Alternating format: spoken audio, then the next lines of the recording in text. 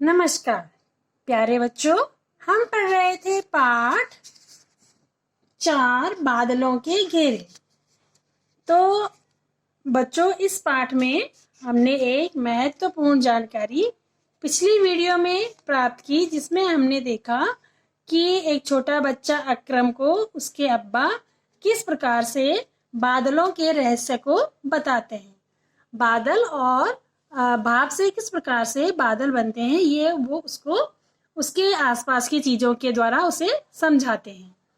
तो ये पाठ हम पढ़ चुके हैं। आज हम पढ़ेंगे पाठ से संबंधित प्रश्न उत्तर। तो बच्चों चलिए पढ़ते हैं पाठ से संबंधित प्रश्न उत्तर। पहला प्रश्न है, मौखिक का पहला प्रश्न है, अक्रम कैसे भीग गया था? कैसे भीग गया था अक्रम, पता है ना आपको? तो उत्तर लिखेंगे आप, अक्रम बारिश से भीग गया था। दूसरा प्रश्न है, अक्रम के भीगने पर अब्बा ने क्या कहा? क्या कहा? उत्तर लिखेंगे, अक्रम के भीगने पर अब्बा ने कहा कि जब बरसात हुई थी तब आपको रुक जाना चाहिए था।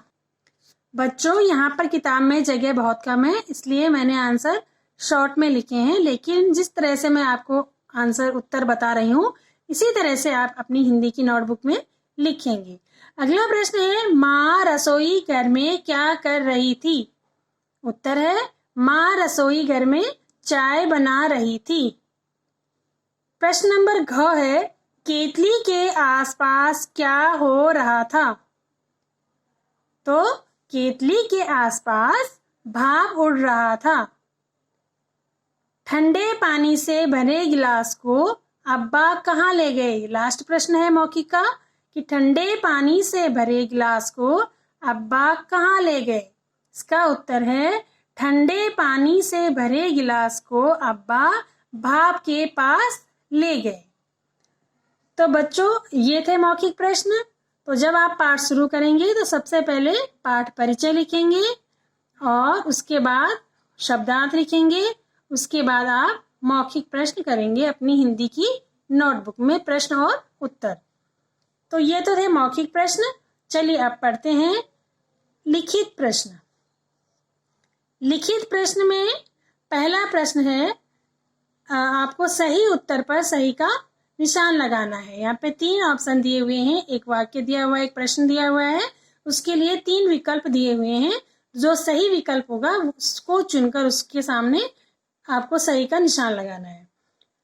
प्रश्न नंबर क है, अक्रम घर जाने के लिए कहाँ से निकला था? कहाँ से निकला था अक्रम? सही उत्तर है, बाजार से, स्कूल से या सिनेमा घर से। इसका सही उत्तर है स्कूल से। दूसरा प्रश्न है, बादलों में पानी कहाँ से आता है? नदियों से, पर्वतों से या वृक्षों से? बादलों में पानी नदियों से आता है। जैसे मैंने आपको बताया था ना, बादलों में पानी कहाँ से जाता है? नदी नालों का पानी सूरज की गर्मी से भाप बनकर आकाश में चला जाता है और आकाश में ठंडक होने के कारण वही भाप बादल बन जाती है और पानी बनकर बरसने लगता है। ठीक है। ग है, भाप किसके प्रभाव में पानी में बदल जाती है? गर्मी के प्रभाव में, हवा के प्रभाव में या ठंडक के प्रभाव में? सही उत्तर है, ठंडक के प्रभाव में भाप पानी में बदल जाती है। तो ये हो गया आपका लिखित प्रश्न। अब प्रश्न नंबर 2 है, उत्तर लिखिए। प्रश्न नंबर 2 है, उत्तर लिखिए। इसके उत्तर मैं अभी आपको बताती हूँ। तो पहला प्रश्न है आपका कि भाप कैसे बनती है? पहला प्रश्न है, भाप कैसे बनती है?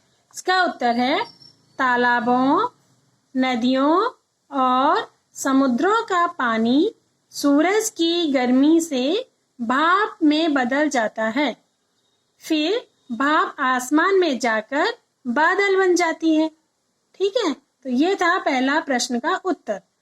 प्रश्न नंबर 2 है, भाप बादल कैसे बन जाती है?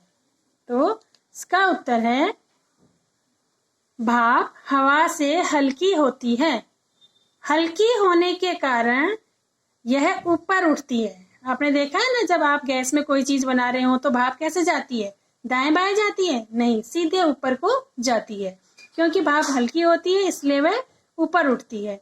और ऊपर ठंड होती है, ऊपर जब वो आकाश में जाती है तो वहां ठंड होती है, जिसके कारण भाप फिर से नन्ही नन्ही बूंदों का रूप ले लेती है। इन्हीं नन्ही बूंदों के समूह को बादल कहते हैं। प्रश्न नंबर 3 है, अकरम ने कौन सा रहस्य समझा? इसका उत्तर है, अकरम ने एक रहस्य समझा कि भाप ठंडक के प्रभाव से पानी में बदल जाती है। तो बच्चों, ये थे आपके लॉन्ग उत्तर, प्रश्न उत्तर। और अब पढ़ते हैं भाषा बोध। भाषा बोध का पहला प्रश्न है, संयुक्ताक्षर दो वर्णों को जोड़कर बनते हैं। संयुक्ताक्षर दो वर्णों को जोड़कर बनते हैं जिनमें पहला वर्ण आधा तथा दूसरा वर्ण पूरा होता है, जैसे बस्ता, ध्यान। ठीक है, इसी प्रकार से पाठ में आइए संयुक्ताक्षर वाले शब्दों को छांटकर लिखिए। तो इस तरह के शब्द आपको पाठ पढ़ना है, वहां से छांटकर किताब में भरने हैं। प्रश्न नंबर दूसरा प्रश्न है कि द्वित्व व्यंजन को समान वर्णों द्वित्व व्यंजन दो समान वर्णों को जोड़कर बनते हैं।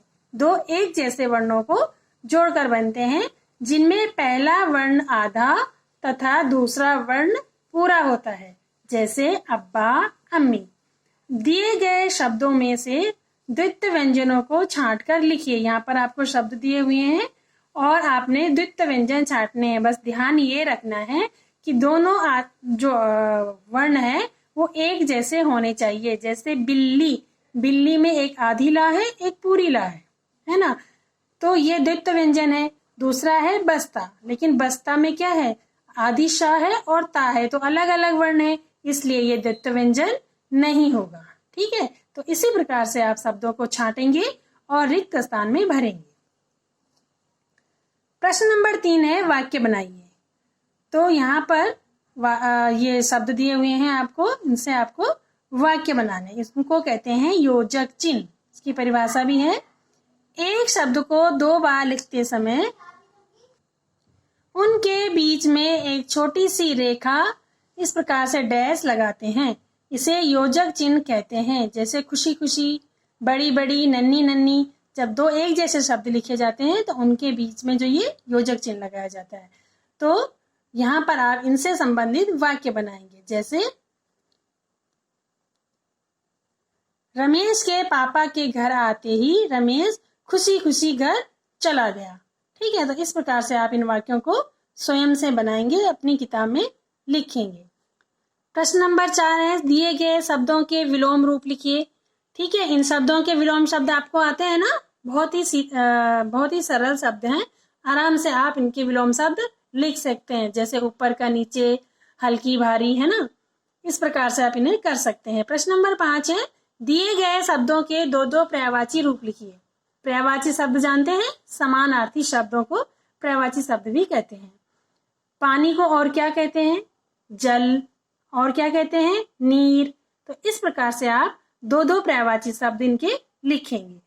तो बच्चों, ये कार्य आपको स्वयं करना है, अपनी बुक में फिल करना है। इसी के साथ हमारा यह आज का पाठ समाप्त हुआ। एक नए पाठ के साथ फिर से मैं एक नई वीडियो आपके लिए लेकर आऊंगी। तब तक के लिए धन्यवाद।